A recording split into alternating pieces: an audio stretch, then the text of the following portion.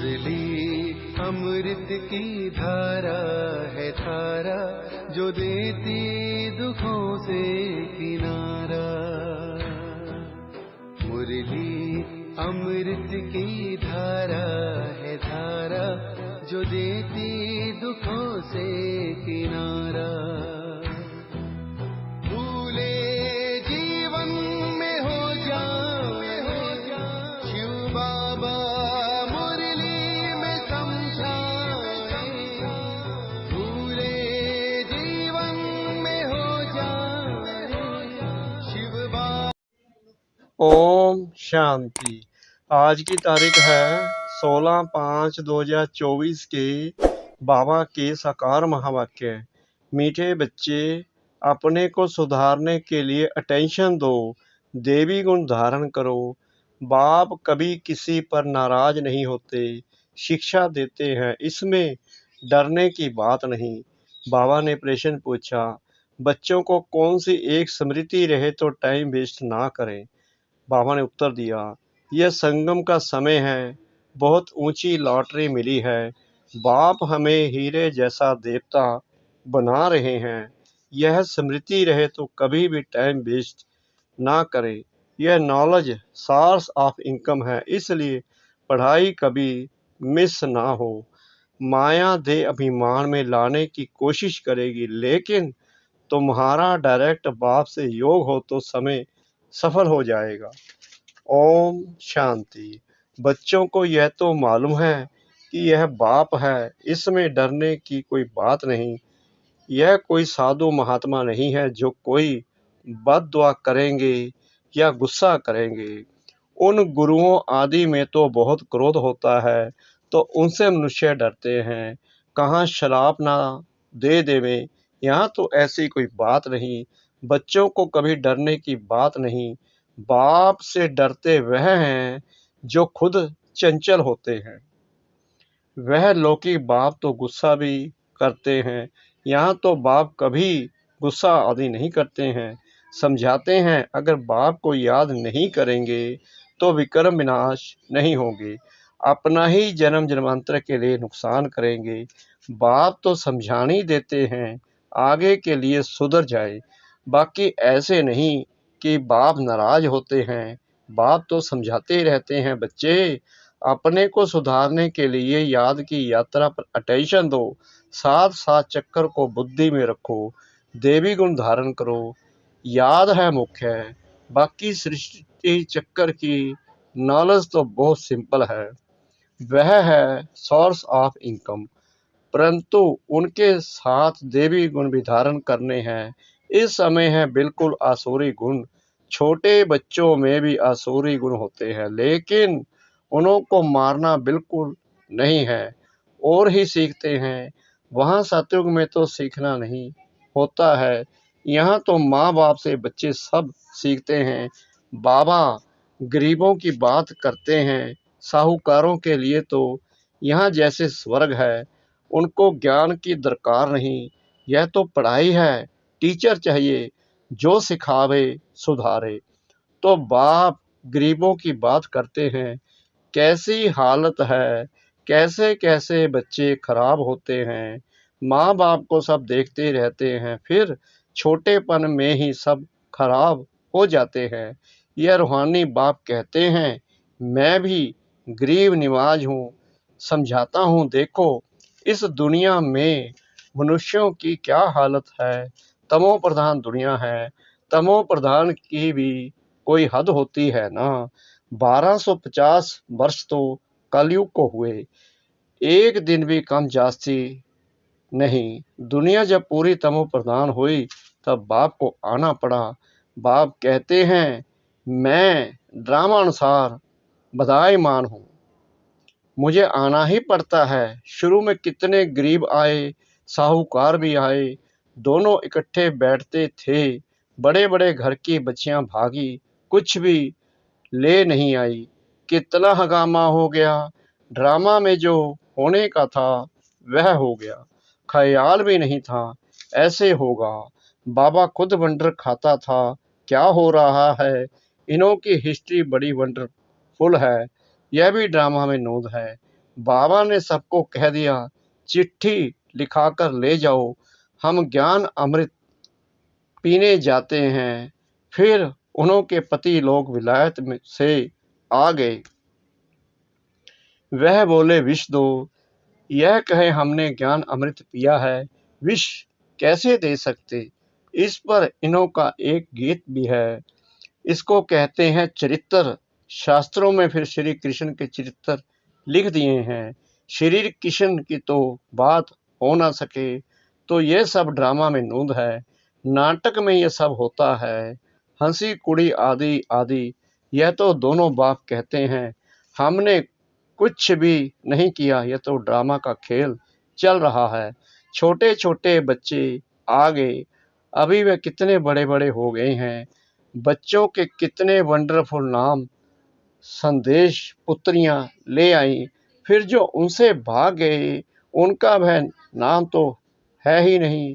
फिर पुराना नाम शुरू हो गया। इसलिए ब्राह्मणों की माला होती नहीं। तुम्हारे पास कुछ भी नहीं है। पहले माला फेरते थे, अभी तुम माला के दाने बनते हो। वहाँ भक्ति होती नहीं। यह नॉलेज है समझने की, है भी सेकंड की नॉलेज। फिर उनको कहते हैं ज्ञान का सागर। सारा सागर स्याही बनाओ, जंगल कलम बनाओ, तो भी पूरा हो ना सके। और फिर है भी सेकंड की बात। अलफ को जान गए हो तो बेबादशाही जरूर मिलनी चाहिए। तो वह अवस्था जमाने में, अर्थात पति से पावन होने में मेहनत है। बाप कहते हैं, अपने को आत्मा समझ, मुझ अपने बेहद के बाप को याद करो। इसमें है मेहनत। तदबीर कराने वाला टीचर तो है, परंतु किसकी तकदीर में नहीं है, तो टीचर भी क्या करे। टीचर तो पढ़ाएंगे, ऐसे तो नहीं रिश्वत लेकर पास कर देंगे। यह तो बच्चे समझते हैं। यह बाप दादा दोनों इकट्ठे हैं। ढेर बच्चियों की चिट्ठियां आती हैं बाप दादा के नाम पर। शिव बाबा केयर ऑफ प्रजापिता ब्रह्मा, बाप से बरसा लेते हो इस दादा द्वारा। त्रिमूर्ति है, ब्रह्मा द्वारा स्थापना कराते हैं। ब्रह्मा को क्रिएटर नहीं कहेंगे, बेहद का क्रिएटर तो वह बाप ही है। प्रजापिता ब्रह्मा भी बेहद का हो गया। प्रजापिता ब्रह्मा है तो बहुत प्रजा हो जाएगी। सब कहते हैं ग्रेट ग्रेट ग्रैंड फादर।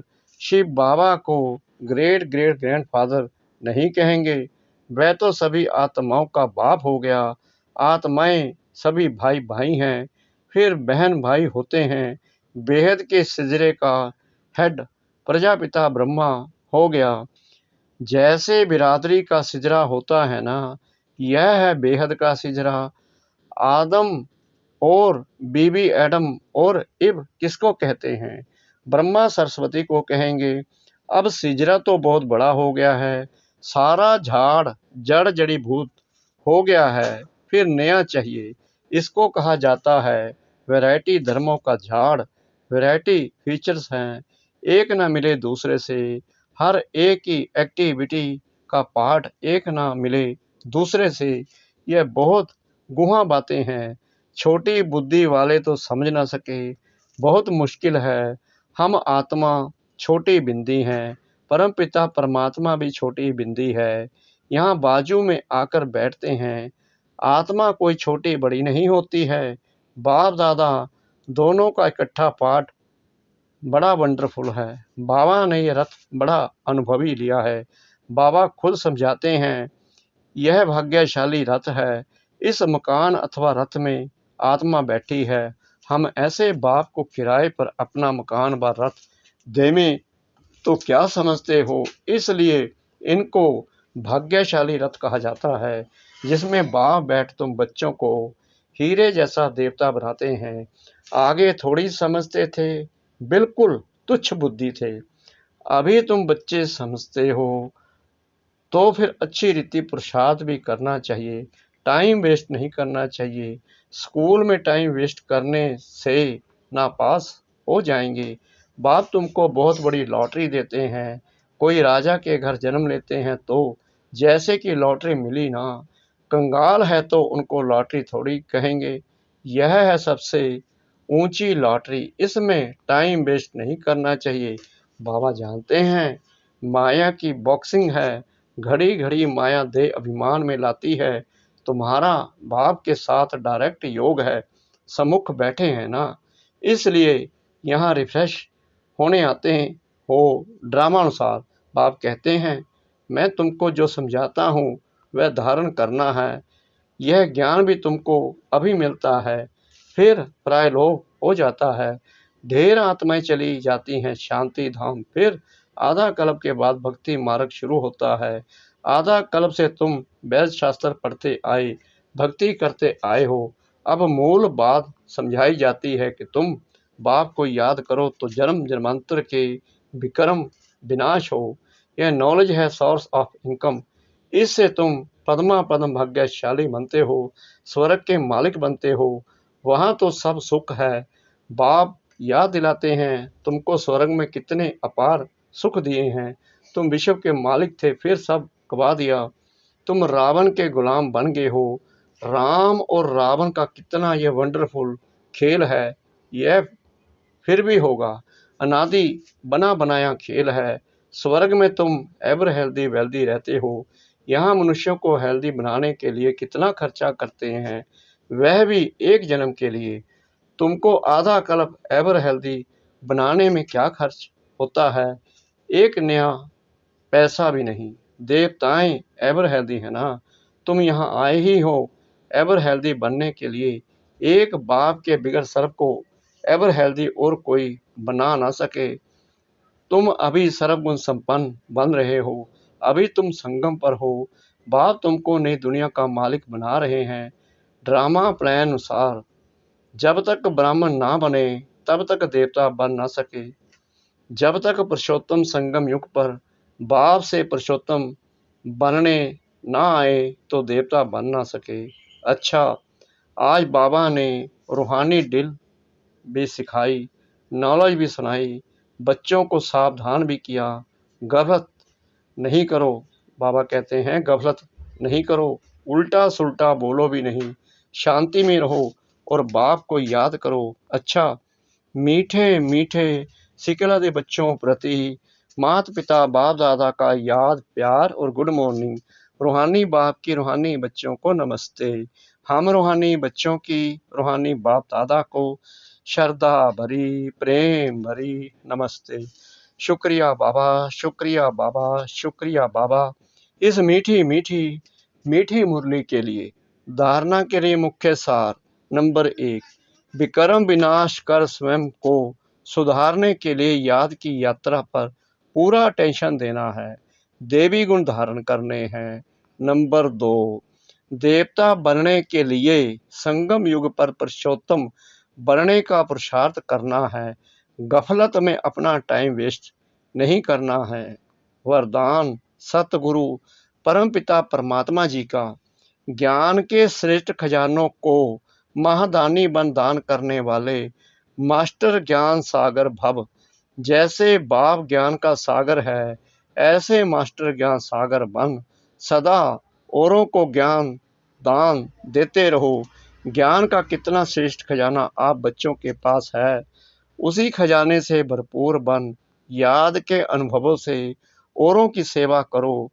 जो भी खजाने मिले हैं महादानी बन उनका दान करते रहो, क्योंकि यह खजाने जितना दान करेंगे उतना और भी बढ़ते जाएंगे। महादानी बनना अर्थात देना नहीं, बल्कि और भी भरना। स्लोगन जीवन मुक्त के साथ देह से न्यारे विदेही बनना, यह है पुरुषार्थ की लास्ट स्टेज।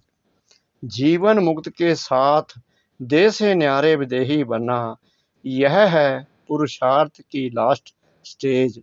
मातेश्वरी जी के मधुर महावाक्य। गुप्त भेषधारी परमात्मा के आगे कन्याओं माताओं का संन्यास।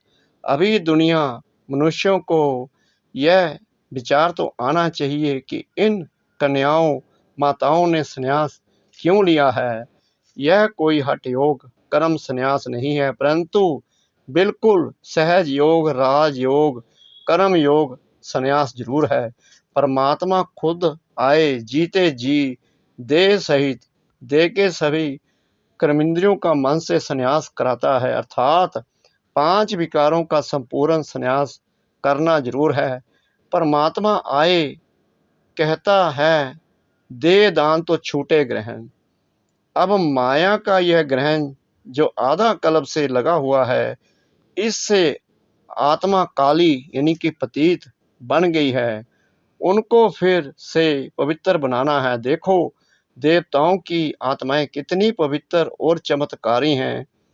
जब सोल पवित्र है तो तन भी निरोगी पवित्र मिलता है। अब यह भी संन्यास तब हो सकता है जब पहले कुछ चीज मिलती है। गरीब का बालक साहूकार की गोद में जाता है तो जरूर कुछ देख गोद लेता है, परंतु साहूकार का बालक गरीब की गोद में नहीं जा सकता। तो यहाँ यह कोई अनाथ आश्रम नहीं है, यहाँ तो बड़े बड़े धनवान कुलवान माताएं कन्याएं हैं, जिन्हों को दुनियावी लोग अब भी चाहते हैं कि घर में वापिस आ जाएं, परंतु इन्होंने क्या प्राप्त किया? जो उस मायावी धन पदार्थ अर्थात सर्वस्व संन्यास किया है, तो जरूर उनसे उन्हों को जास्ती सुख शांति की प्राप्ति हुई। अभी तो उस धन पदार्थ को ठोकर मार दी है। जैसे राजा गोपी चंद ने अथवा मीरा ने रानी पने का अथवा राजाई का संन्यास कर लिया, यह है ईश्वरीय अतीन्द्रिय अलौकिक सुख, जिसके आगे वो दुनियावी पदार्थ तुच्छ हैं। उन्हों को यह पता है कि इस मरजीवा बनने से हम जन्म जन्मांतर के लिए अमरपुरी की बादशाही प्राप्त कर रहे हैं, तभी भविष्य बनाने का पुरुषार्थ कर रहे हैं। परमात्मा का बनना माना, परमात्मा का हो जाना, सब कुछ उसको अर्पण कर देना, फिर वो रिटर्न में अविनाशी पद दे देता है। तो यह मनोकामना परमात्मा ही आकर इस संगम समय पूर्ण करता है, क्योंकि अपन जानते हैं कि विनाश ज्वाला में तन मन धन सहित सब भस्मीभूत हो ही जाएगा, तो क्यों ना परमात्मा अर्थ सफल करे। अब यह राज भी समझना है कि जब सब विनाश होना है तो हम भी लेकर क्या करें। हमको कोई सन्यासियों के माफिक, मंडलेश्वर के माफिक यहाँ महल बना नहीं बैठना है, परंतु ईश्वर अर्थ बीज बोने से वहाँ भविष्य जन्म जन्मांतर इनका बन जाता है। यह है गुप्त राज। प्रभु तो दाता है कि एक देवें 100 पावें, परंतु इस ज्ञान में पहले सहन करना पड़ता है। जितना सहन करेंगे उतना अंत में प्रभाव निकलेगा, इसलिए अभी से लेकर प्रसाद करो अच्छा। ओम शांति।